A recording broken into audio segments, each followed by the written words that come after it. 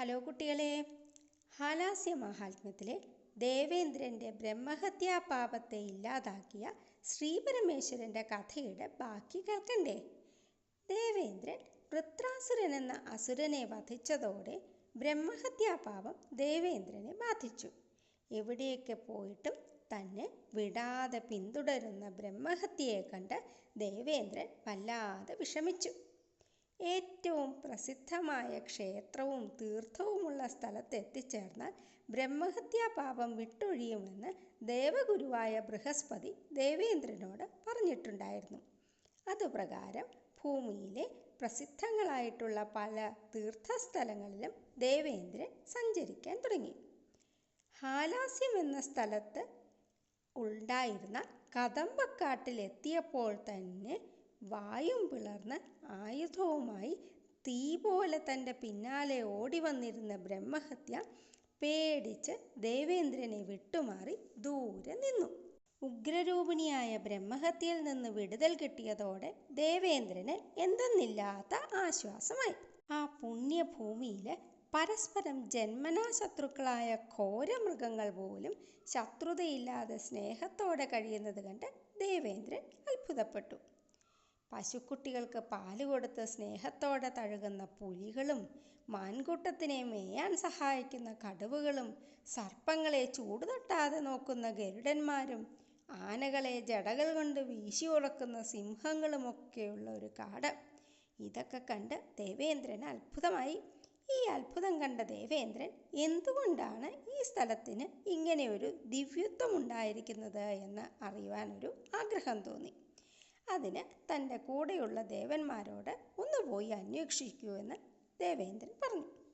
ദേവന്മാർ ആ കദംബക്കാട്ടിൽ അന്വേഷിച്ച് നടക്കാൻ തുടങ്ങിയപ്പോൾ പരിശുദ്ധമായ ശുദ്ധജലം നിറഞ്ഞൊരു തടാകം അവർ കണ്ടു. തടാകക്കരയിലെത്തിയ ദേവന്മാർ അതിനു ചുറ്റുമുള്ള പഞ്ചവർണ്ണക്കിളികളും പക്ഷികളും മൃഗങ്ങളുമെല്ലാം ശിവനാമകീർത്തനം ചെയ്യുന്നത് കണ്ട് അത്ഭുതപ്പെട്ട് ചുറ്റും നോക്കാൻ തുടങ്ങി. അപ്പോൾ ആ കാടിൻ്റെ നടുവിലായി തന്നെത്താനുണ്ടായ ഒരു ശിവലിംഗം അവർ കണ്ടു. ദേവന്മാർ വേഗം ദേവേന്ദ്രനെ ചെന്ന് കണ്ട് വിവരം പറഞ്ഞു. ദേവേന്ദ്രൻ ഉടൻ തന്നെ തൻ്റെ ഗുരുവായ ബൃഹസ്പതിയെയും കൂട്ടി ശിവലിംഗം സ്ഥിതി ചെയ്യുന്ന സ്ഥലത്തേക്ക് എത്തി.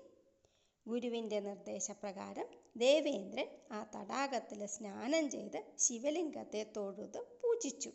അതോടെ ദേവേന്ദ്രനെ ബാധിച്ച ബ്രഹ്മഹത്യ പൂർണ്ണമായും നശിച്ചുപോയി. തന്നെ രക്ഷിച്ച ശ്രീപരമേശ്വരനെ എന്തൊക്കെ ചെയ്ത് സന്തോഷിപ്പിക്കണമെന്ന് ദേവേന്ദ്രന് അറിയാതെയായി. ആ കാട്ടിനുള്ളിലെ ഒരു ശിവലിംഗം മാത്രമായിട്ടാണ് അവിടെ ഉണ്ടായിരുന്നത്. അവിടെ ഒരു നല്ല ക്ഷേത്രമായിട്ടൊന്നും ഉണ്ടായിരുന്നില്ല. ദേവേന്ദ്രന് അവിടെ നല്ലൊരു ക്ഷേത്രം ഉണ്ടാക്കണമെന്നൊരു ആഗ്രഹം തോന്നി. ദേവേന്ദ്രൻ ആ ശിവലിംഗത്തിന് ചുറ്റുമുള്ള വള്ളികളും കാടുമെല്ലാം സ്വയം പറിച്ചു കളഞ്ഞ് അവിടെയെല്ലാം സുന്ദരമാക്കി. പിന്നീട് ആ ശിവലിംഗം സംരക്ഷിക്കുന്നതിന് വേണ്ടി സുന്ദരമായ ഒരു വിമാനം ഉണ്ടാക്കാൻ വിശ്വകർമാവിനോട് പറഞ്ഞു. ശിവലിംഗത്തെ സംരക്ഷിച്ച് നിൽക്കുന്ന അതിനെ ചുറ്റി നിൽക്കുന്നതായിട്ടുള്ള വലിയൊരു സ്തൂപത്തിനാണ് വിമാനമെന്ന് പറയുന്നത്. ദേവേന്ദ്രൻ്റെ നിർദ്ദേശപ്രകാരം വിശ്വകർമാവ് പർവ്വതം പോലെ വലുതായ ഒരു വിമാനം ഉണ്ടാക്കി കൊണ്ടുവന്നു. 8 ദിക്കുകളിലും അഷ്ടദിഗ്ഗജങ്ങളും അതിന് മുകളിലായി 32 സിംഹങ്ങളും 64 ദേവഗണങ്ങളുമെല്ലാം ചേർന്ന് താങ്ങി നിർത്തുന്ന രൂപത്തിലുള്ള മനോഹരമായ ഒരു വിമാനമായിരുന്നു വിശ്വകർമാവ് ഉണ്ടാക്കിയത്.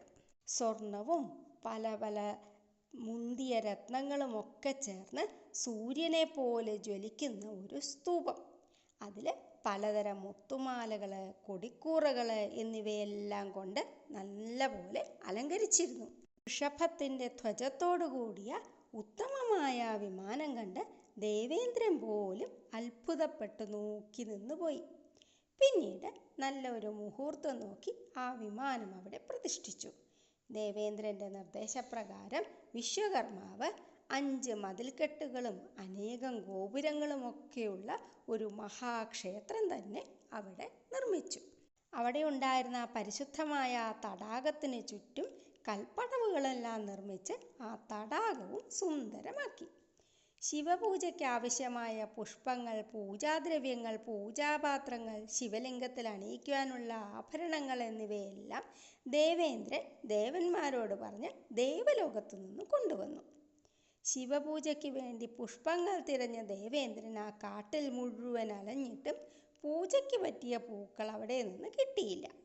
തൻ്റെ യഥാർത്ഥ ഭക്തനാണ് ദേവേന്ദ്രനെന്നും ദേവേന്ദ്രന് തന്നെ പൂജ ചെയ്യാൻ നല്ല ആഗ്രഹമുണ്ട് എന്നും മനസ്സിലാക്കിയ ശ്രീപരമേശ്വരൻ തന്നെ ആ തടാകത്തിൽ ധാരാളം സ്വർണ്ണത്താമരകൾ ഉണ്ടാക്കി. സ്വർണ്ണത്താമരകൾ നിറഞ്ഞ തീർത്ഥക്കുളം കണ്ട ദേവേന്ദ്രൻ ആ തീർത്ഥസ്നാനത്തിന് ഹേമപത്മിനി എന്ന പേരിട്ടു. പിന്നീട് ആ താമരപ്പൂക്കൾ പറിച്ച് ക്ഷേത്രത്തിലെത്തി ദേവന്മാർ ദേവലോകത്തു നിന്നും കൊണ്ടുവന്ന പൂജാദ്രവ്യങ്ങളെല്ലാം ഉപയോഗിച്ച് ദേവേന്ദ്രൻ പൂജകൾ നടത്തി ശ്രീപരമേശ്വരനെ സന്തോഷിപ്പിച്ചു. ദേവഗുരുവും ദേവന്മാരും ചേർന്ന് അവിടെ ശിവലിംഗ പ്രതിഷ്ഠയുടെ അടുത്ത് തന്നെ ദേവിയുടെയും പരിവാരങ്ങളുടെയും ബിംബങ്ങളെല്ലാം പ്രതിഷ്ഠിച്ചു. അവരെല്ലാം ശ്രീപരമേശ്വരനെ വേദമന്ത്രങ്ങൾ കൊണ്ട് സ്തുതിക്കുകയും പൂജയെല്ലാം കഴിഞ്ഞപ്പോൾ തിളങ്ങുന്ന സൗന്ദര്യത്തോടു കൂടിയുള്ള ശിവലിംഗം കണ്ട് ഇനി മുതൽ ഇവിടെ ശ്രീപരമേശ്വരൻ സുന്ദരേശ്വരൻ എന്നറിയപ്പെടുമെന്ന് പറയുകയും ചെയ്തു. സന്തുഷ്ടനായ ശ്രീപരമേശ്വരൻ ദേവേന്ദ്രനെ അനുഗ്രഹിച്ചു. എന്നിട്ട് ഈ ക്ഷേത്രം പ്രളയകാലത്ത് പോലും നശിക്കുകയില്ല എന്നും അവിടെ ചെന്ന് ഭജിക്കുന്നവരുടെ പാപങ്ങളെല്ലാം നശിച്ചു പോകുമെന്നും അനുഗ്രഹിച്ചു. മേടമാസത്തിലെ ചിത്തിര ദിനത്തിലാണ് ദേവേന്ദ്രൻ ശിവനെ പൂജിച്ചത്. അതിനുശേഷം എല്ലാ വർഷവും ആ ദിവസം ദേവേന്ദ്രൻ സുന്ദരേശ്വരനെ വന്ന് പൂജിക്കുന്നുണ്ട് എന്നാണ് വിശ്വാസം. ഇങ്ങനെ അഗസ്ത്യ മഹർഷി, വസിഷ്ഠൻ തുടങ്ങിയ മഹർഷിമാർക്ക് ഹാലാസ്യത്തിലെ സുന്ദരേശ്വരൻ്റെ ക്ഷേത്രമുണ്ടായ കഥ പറഞ്ഞു കൊടുത്തു. ഈ കഥ നിങ്ങൾക്കും ഇഷ്ടപ്പെട്ടിട്ടുണ്ടാവുമെന്ന് കരുതുന്നു. മറ്റൊരു കഥയുമായി കഥമുത്തശ്ശി വീണ്ടും വരാം. അതുവരെ എല്ലാവർക്കും ബൈ.